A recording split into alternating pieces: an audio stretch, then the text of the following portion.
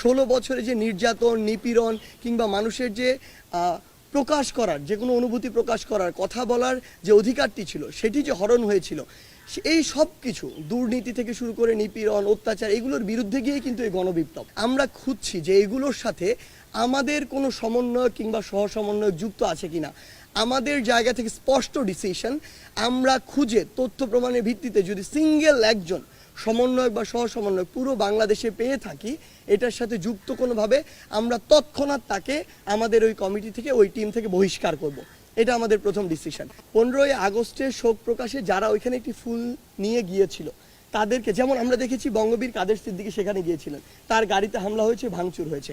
কেন? তিনি যদি ওই রাজনৈতিক আদর্শে বিশ্বাস করেন, তিনি সেখানে ফুলটি নিয়ে যেতে পারেন, আমরা তাকে বাধা দিতে পারি না।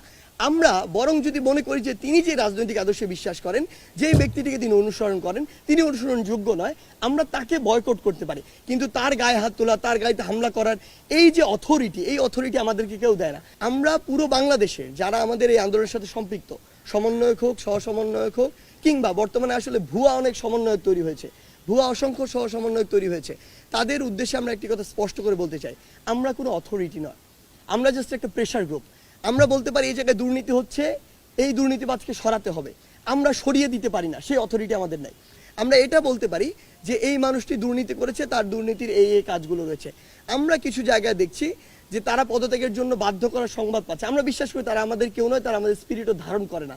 কারণ এখন অসংখ্য ভুয়া সমন্বয়ক তৈরি হয়েছে। 5ই আগস্টের গণ অভ্যুত্থানের পরে আমরা কোনো পুরো বাংলাদেশে সমন্বয়ের টিম দেইনি।